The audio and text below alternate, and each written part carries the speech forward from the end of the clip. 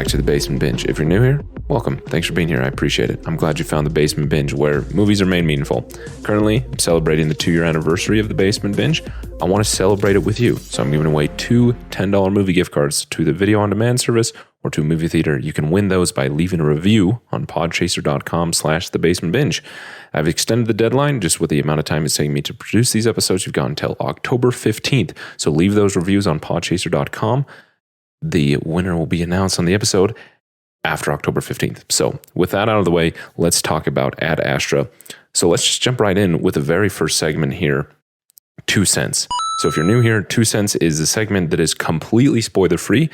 It was originally intended to be within a 2-minute time period, but the podcast has changed over 2 years and that 2 minutes is usually exceeded. But it is completely spoiler-free and my knee-jerk reaction about the film. And with Ad Astra, it's really hard to do because it's hard to talk about this film and its significance to me and my excitement about doing a review on it completely spoiler-free.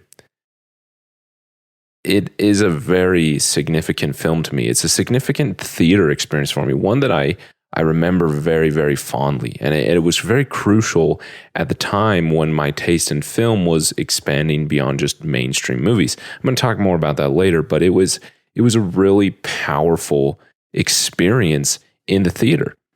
Ad Astra itself is just a unique film. It's a sci-fi space travel movie in all the ways that you don't expect that type of film to be. It's slow, it's unfolding, and it's full of contemplation.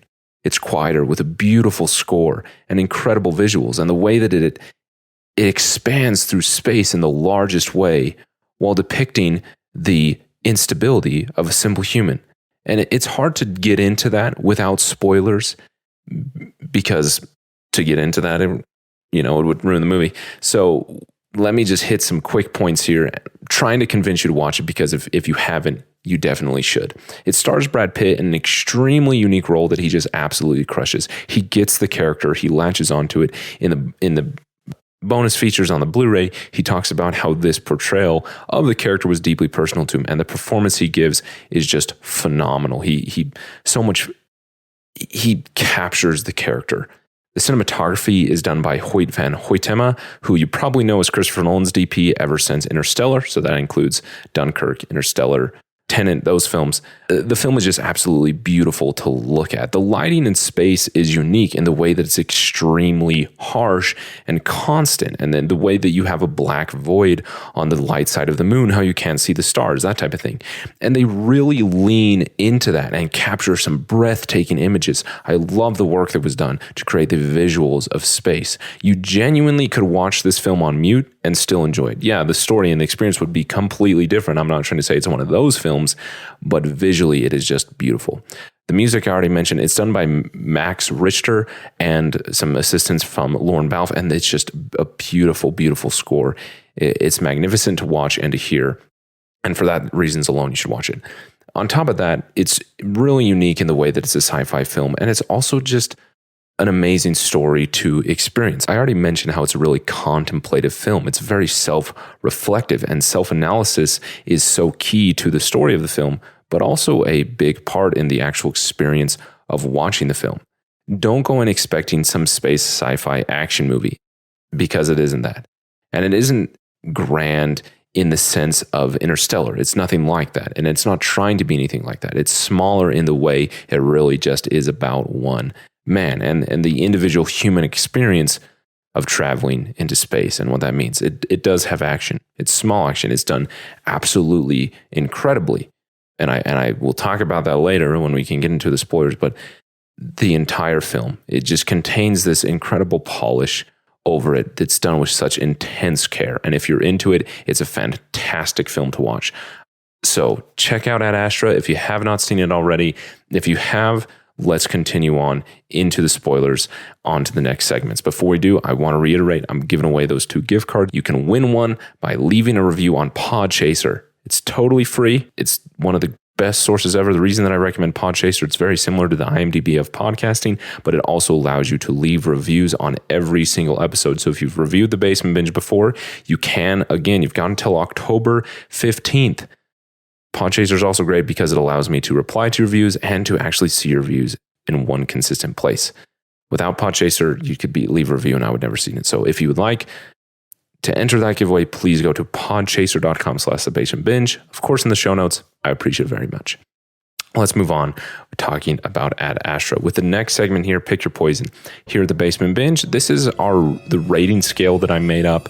Instead of giving it a percentage or a letter grade or whatever, it's all about the experience of interacting with the film after this watch of it. So 4 choices: to never watch it again, which is self-explanatory; to stream it, it's on a service that you're already paying for and you're just looking for something to watch and it's just able to fill that hole. Above that is to rent it. You'd be willing to pay a few dollars in the right circumstances. Top of the list is buy it. Watch as many times as you like. For me, it is without a doubt a buy. After that one experience in the theater, I knew I had to get it on Blu-ray, and I did as soon as it was available. It is a film that I know I will watch for the rest of my life, and I can't wait to get into those details. So let's do it now with the next segment here and really kind of get into the spoilers more and why this film means so much to me with Live Up. So this is a film aptly named where I talk about my expectations for the film and if it is able to live up to those expectations, good or bad. And I'm going to jump back to what I hinted at in the 2 cents, talking about my experience in the theater and why it's a significant one to me and a memorable one.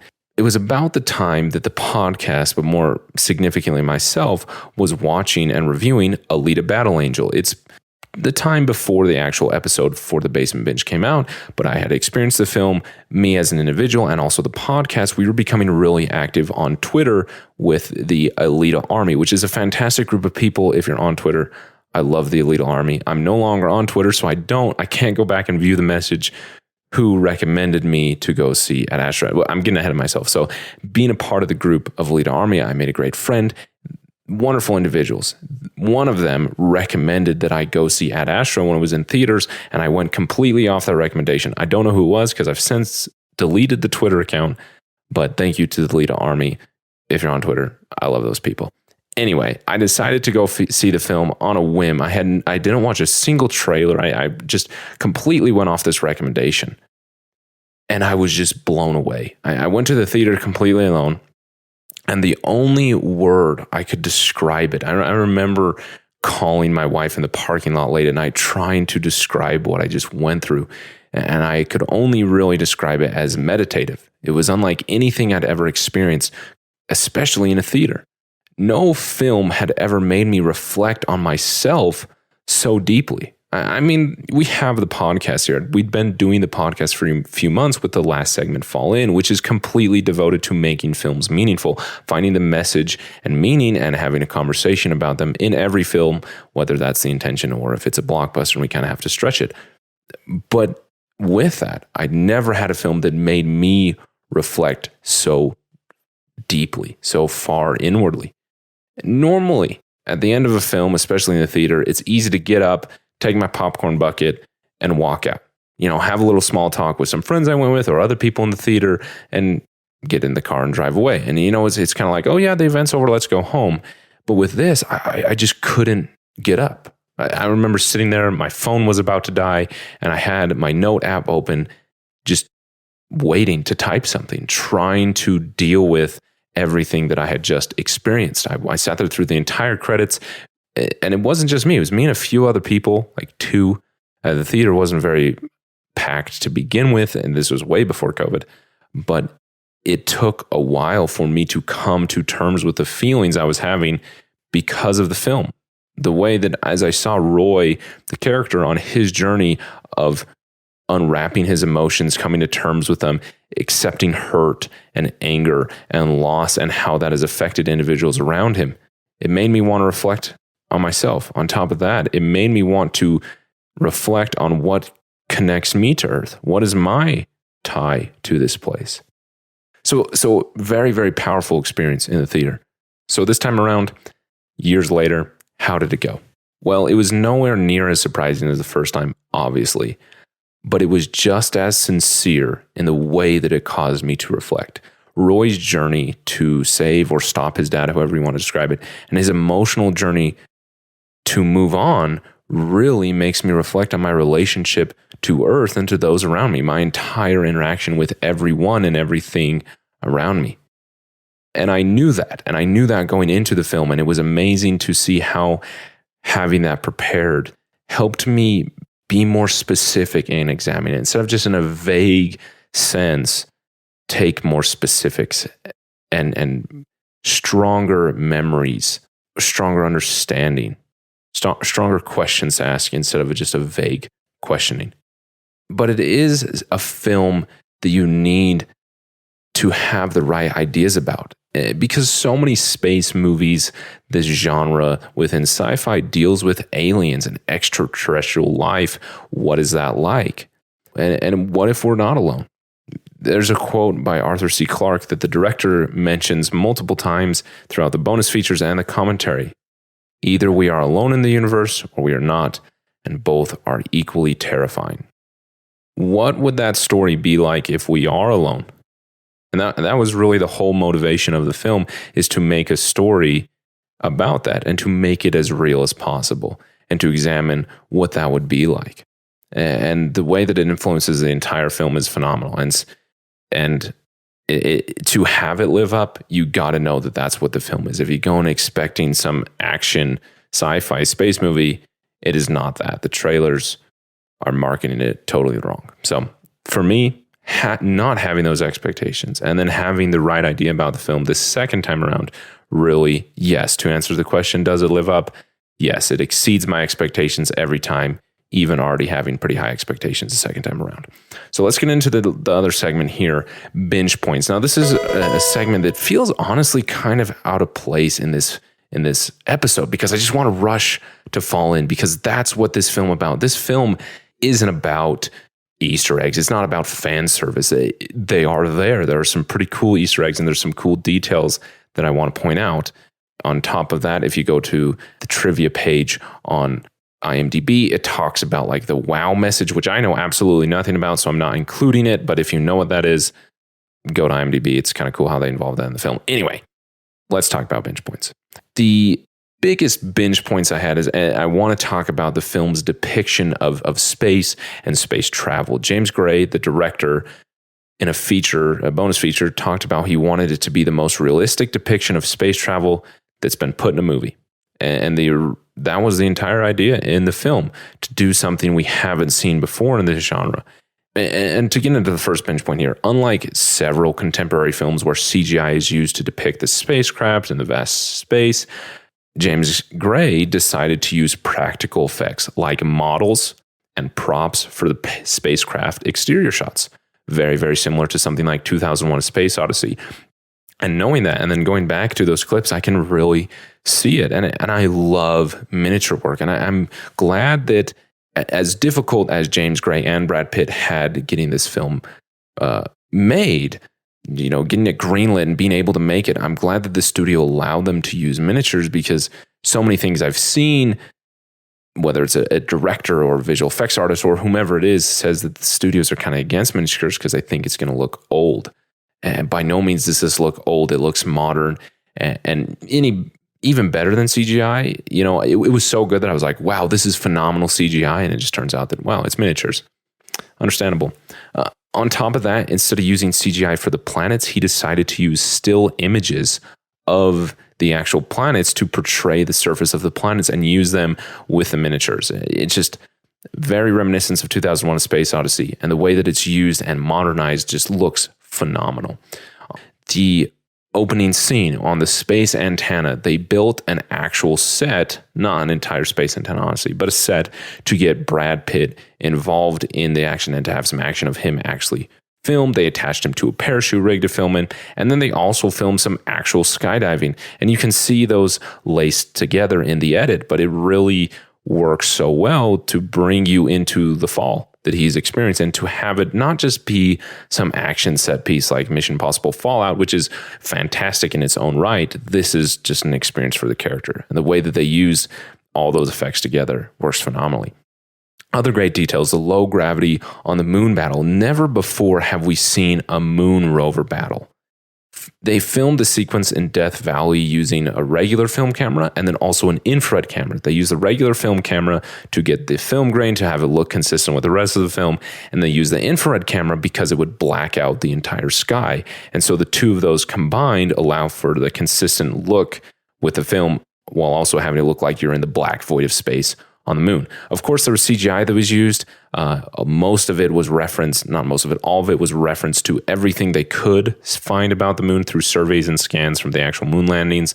The low gravity physics work so well in the CGI and the way that the spacecraft falls apart and move.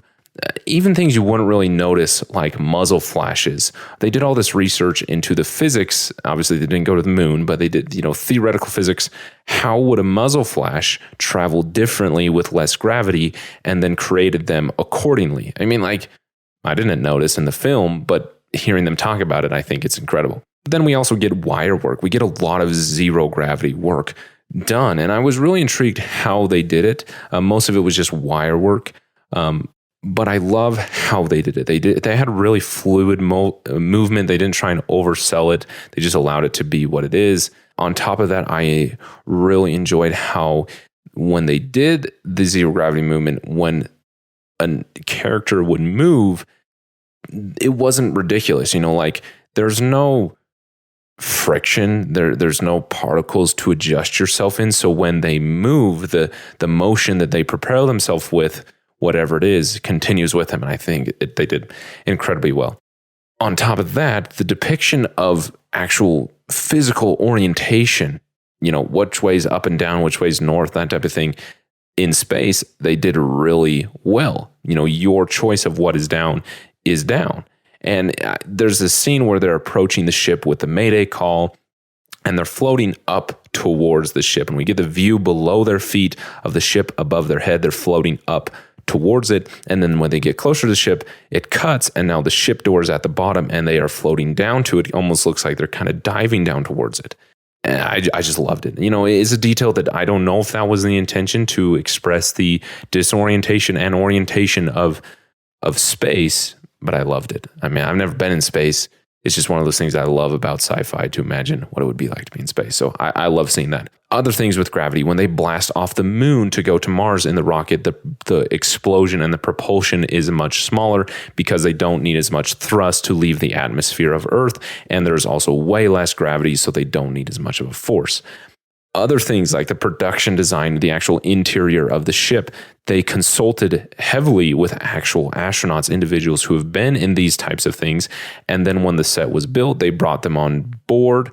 And then also the actors there to have a time to learn from them to then better act in the role as a space crew.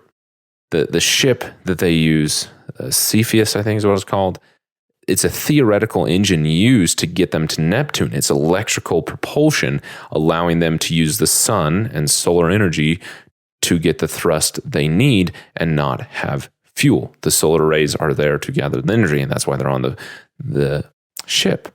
I mean, I don't think anybody would have thought how do they not have fuel? The film said 100 years in the future, we're able to travel to Neptune. That's just one of the things you take in the suspension of disbelief is, oh yeah, we're able to travel to Neptune. You're not worried about how, but the detail in visually expressing that, hey, this film has solar panels, it's using that, I think is fantastic. Other things, the way that they treated the travel to the moon and how it's so commercialized while also still being completely horrible.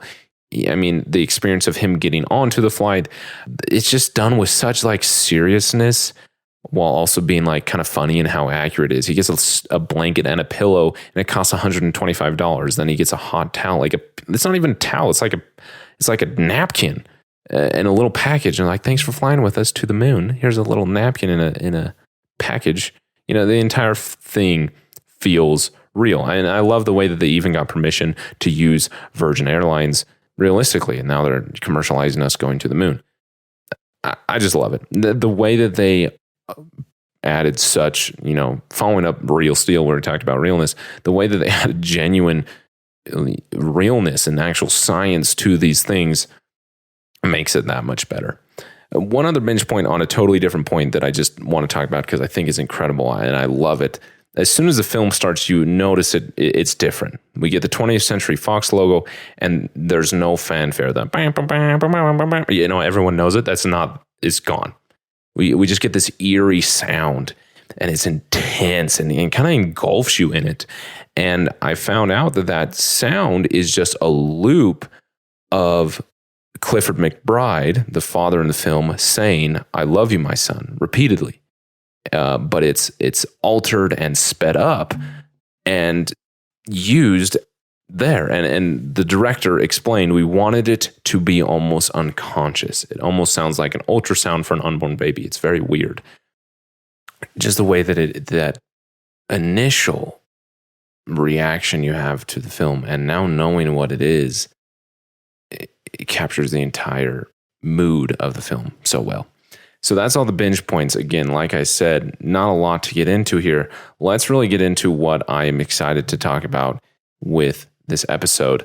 We have one more segment before we get to Fall In, and that is least and likes. My least favorite scene and my favorite scene. My least favorite scene is actually one very kind of small thing, because there's so much about this film that just works incredibly well for me. It's when Roy is speaking to his dad through the laser on Mars to Neptune. He has a script. He's trying to get in contact with him, and he goes off script and talks to his dad.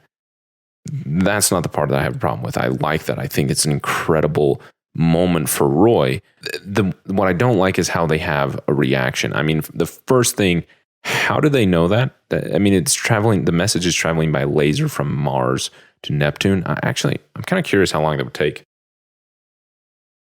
What is the distance between Mars and Neptune in light years? Google doesn't know the answer. Okay. Either way, it takes a while for it to get there. How do they react?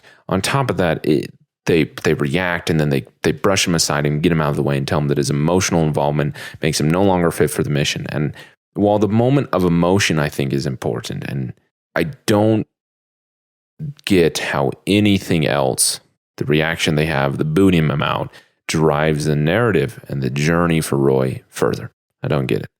Maybe I'm missing something, but that's my least favorite scene. My favorite scene, however, is, as much as I want to say the moon rover scene, that is a great scene, but maybe in a different movie it would be my favorite scene. In this movie, it's after he encounters the space monkeys, and sadly the captain, I think his name's, I almost said Captain Carter, Captain Tanner, the way that he reacts to that death, and he starts to unpack and actually examine his emotions. He has a psychological evaluation that for the first time, he doesn't seem like a robot. And I just love that scene, and the way that it drives the journey of Roy forward, the portrayal that Brad Pitt has there, I just think is phenomenal. As he talks about, he says the words, "I don't want to be that guy. I don't want to be my dad." I love it. We're going to get into that and Fall In. In fact, let's just get it right now. Let's move on to the last segment here, the one that I've been waiting to get to with this segment that fits this type of film so well, Fall In. This is where I talk about the meanings, the messages of the film. And like I said, it works so well with this. I've already mentioned how when I first saw the film, I kept describing it as meditative. That was the word I kept using. But I had a hard time describing it beyond that. Why was it meditative? What did it cause me to meditate about? And now, I eventually did have some thoughts beyond just the word meditative about it. In my original review of this film, in fact, my very, very first review on Letterboxd ever, this is a section of what I wrote about Ad Astra. I said, "I find it difficult to explain this experience, so new and foreign, still lacking defining words, but is a film that never once lost my attention. A film with great acting and storytelling, unique perspectives and ideas, even a new type of story, always subverting my expectations in a pleasant and profound way. It makes me consider my existence and relationship to life, relationship to those around me, to my job and priorities, and to the universe as a whole. A film so expansive in space, yet depicting the great stature and instability of a simple human." And reading it back now sounds a little bit like pretentious cheese, but it's absolutely true. Everything about it sincerely made reflect on those things. So this time around, knowing that and knowing that it would cause self-reflection, I was prepared for specifics, like I mentioned. But even still, as it ended, I felt myself reacting on my internal state, mainly my emotional state. It still felt vague. It just felt like a very, not that examining yourself internally is vague, but I wasn't ready to jot down, Ad Astra makes me think about my blank. Beyond just saying it makes me reflect on myself. But taking notes this time throughout the film and working on this episode helped me actually get into some specifics that I can talk about beyond just reflecting on myself. And so I've got two ideas here that apply to way more than just my general psyche and my general emotions, but meanings that I think definitely apply to me and are deeply personal that I need to hear more. Well, also I think applies to everyone. The first one is the idea about creating our own false gods and how that is a horrible thing. The second one is that with all this technological progress we're taking in the film, it's 100 years in the future. They have the ability to travel to Neptune. Technology is advanced. Are we also progressing emotionally? Are we as individuals progressing along with our technology? So let's talk about the first one. I have work to do. I have infinite work to do. I must find intelligent life. So Clifford McBride, the father of Roy, believed that traveling to Neptune in the search of intelligent life was more important than anything else he could do. I mean, I'm not a scientist. I know that it would take a while to get to Neptune. At the end of the film, we find out that it's 2.714 billion miles away from Earth. That's a long ways away. The human body is not intended to be in space. We are not physically built to be in space. And so there is a lot that is sacrificed physically, emotionally, personally, relationship-y, all the E's that we want to give it to go to Neptune to search for these things. As the film says, focus only on the essential to the exclusion of all else. And it really does create this false god, and not in the sense that aliens are supreme beings that we worship, not in the Prometheus film type sense, but more in like the biblical sense of false gods, in something that takes priority away from the true God. Now, we could sit here with everybody's different religious and spiritual and personal views and talk about and try to define what is the true God. But a much shorter conversation would be if we are discussing what false gods we worship that take us away from that. Or, to rephrase it, what things we improperly prioritize at the sacrifice and neglect of all else. For the character of Clifford McBride, it was the idea that finding intelligent life was the only thing worth doing. I'm going to sacrifice everything to do it, and if I can't do that, nothing else is worth it. And look at the hurt that it caused him, that it caused the world, and that it caused one individual person. There's a lot that we do in prioritizing things that don't deserve the level of priority. I do it all the time. Making priorities in life is a difficult thing, and those are always adjusting and changing, and it's definitely a balance if you believe in that type of thing. But when one thing becomes the false god, all else falls aside, and we end in tragedy. But let's move on to the second one, which I have a lot more to say. I am ready to go, ready to do my job to the best of my abilities. I am focused only on the essential to the exclusion of all else. I will make only pragmatic decisions. I will not allow myself to be distracted.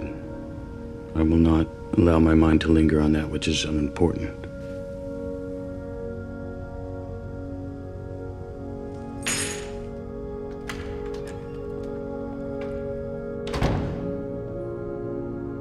I will not rely on anyone or anything. I will not be vulnerable to mistakes. Resting BPM 47. Submit. Your psychological evaluation has been approved. As a reminder, please perform any safety. And so the second idea is about, are we making emotional progress along with our technological progress?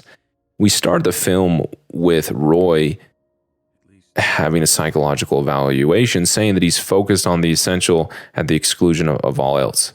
The editor reveals to us that the cost that that type of exclusion placed on his life was his wife leaving him. He doesn't seem bothered by it. Maybe it's because he will not rely on others and all the other things he says. He really seems like a robot. I showed my wife the clip. She hasn't seen the film, and she was like hurt. Like, how could he do that? You know, she's a really emotional person. And naturally, we're married. She loves me. She'd be devastated if that happened to us.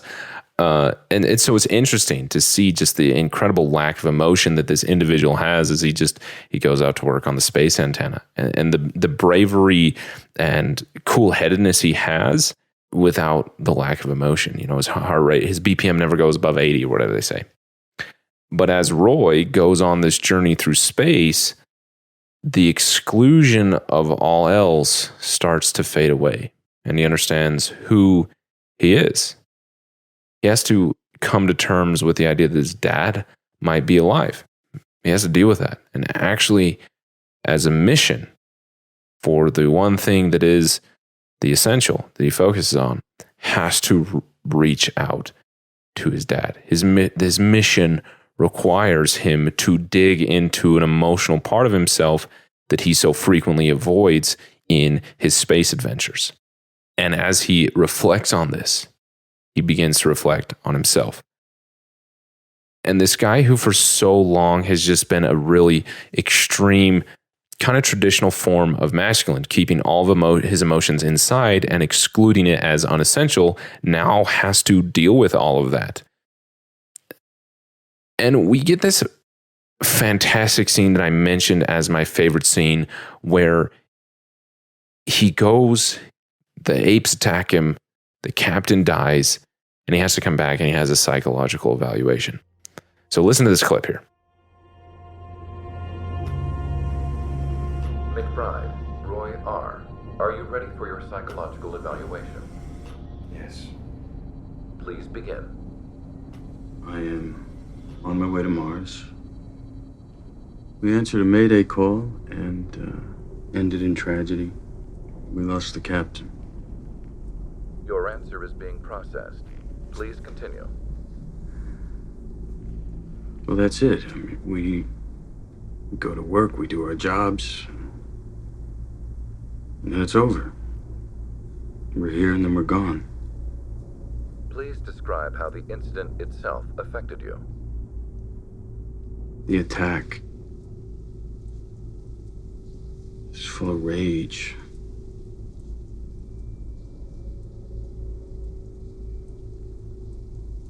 I understand that rage. I've seen that rage in my father. I've seen that rage in me.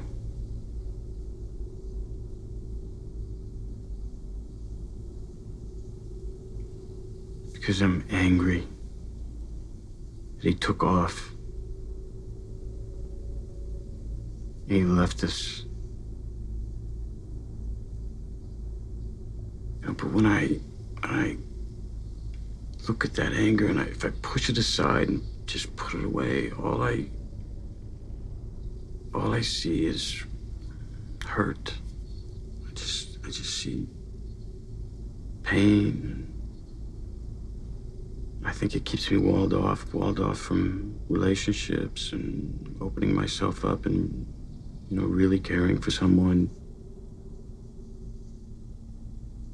And I don't know how to get past that. I don't know how to get around that. And it worries me. And I don't want to be that guy.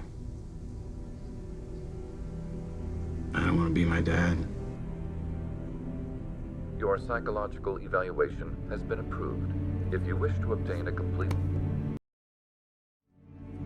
I think it's just a fantastic scene we get as he begins to unpack who he is inside.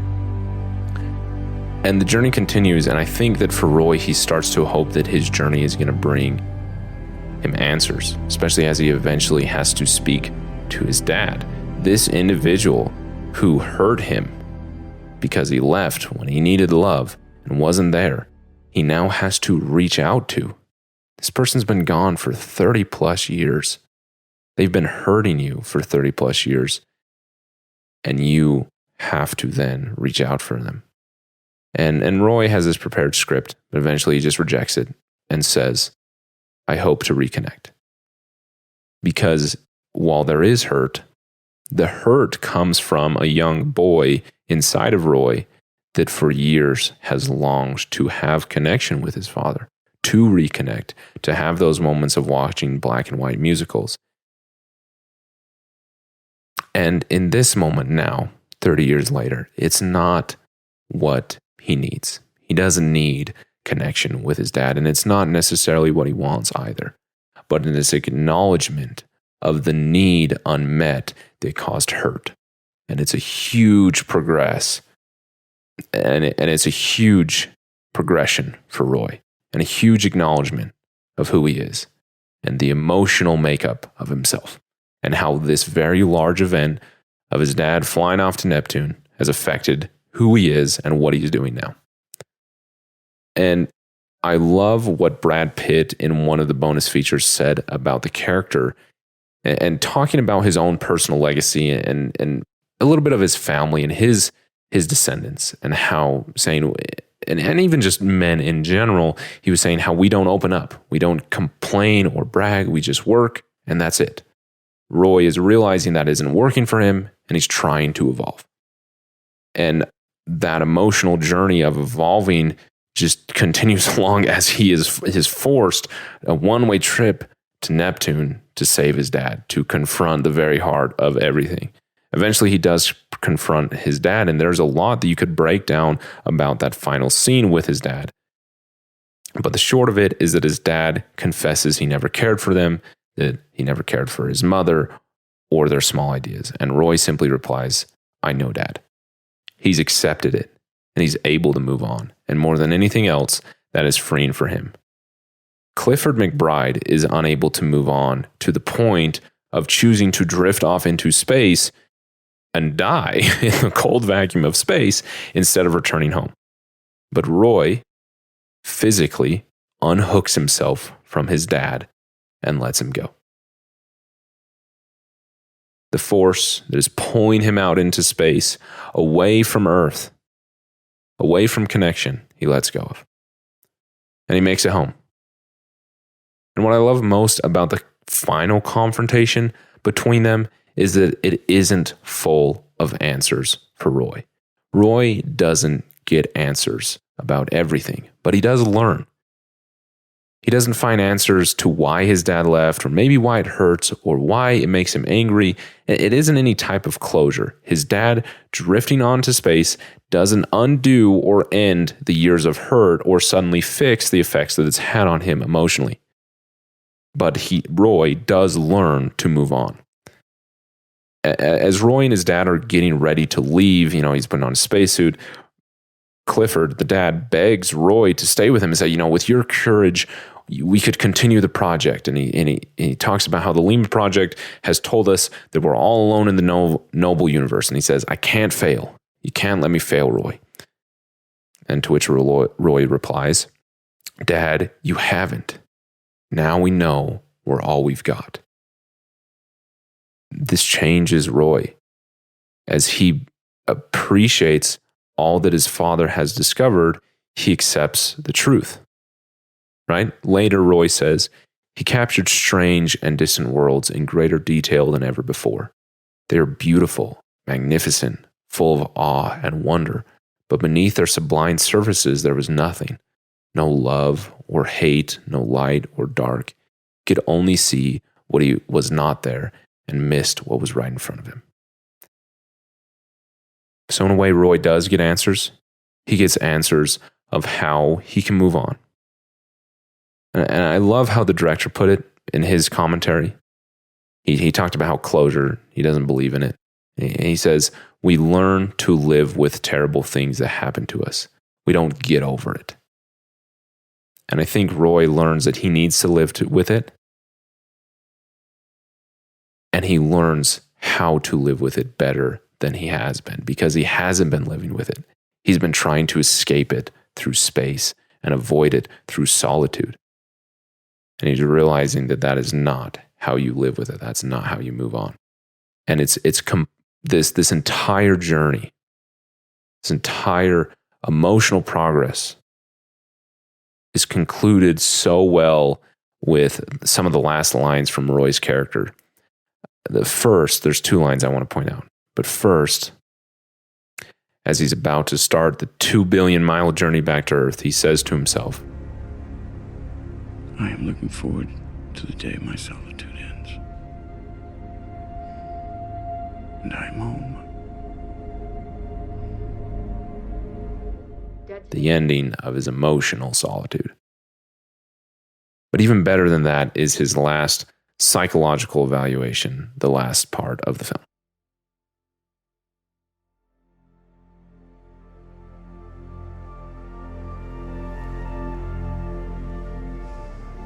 I'm steady, calm. I slept well, no bad dreams. I am active and engaged. I'm aware of my surroundings and those in my immediate sphere. I'm attentive.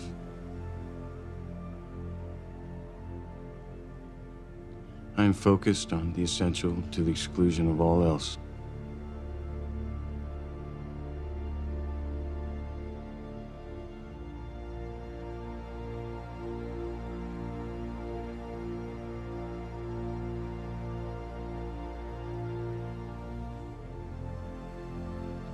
I'm unsure of the future, but I'm not concerned.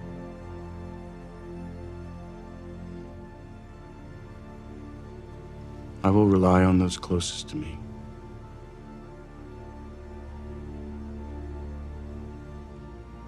And I will share their burdens.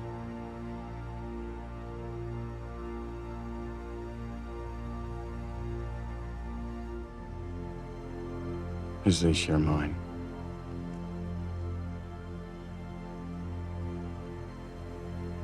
I will live and love.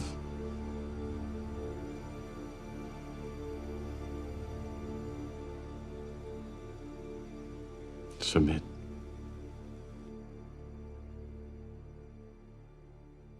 I mean, that's a tough thing to follow up. One, I don't have the same beautiful voice as Brad Pitt.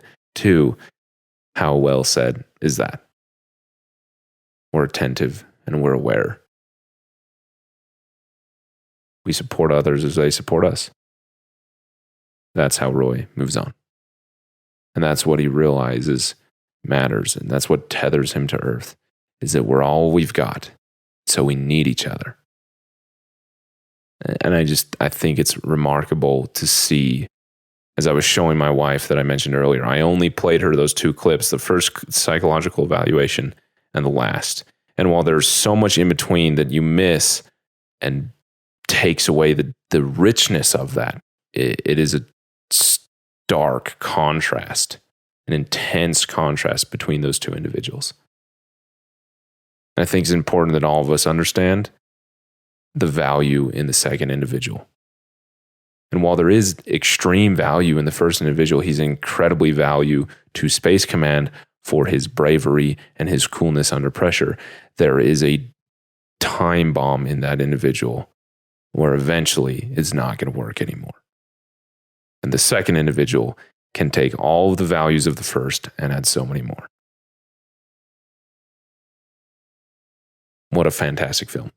I love this film. And I'm glad that I finally got around during the 2-year anniversary of the podcast to talk about Ad Astra. It's been this thought in my mind for so long that with this idea of Fallen, with this idea of having a movie review podcast, eventually I'm going to have to talk about Ad Astra.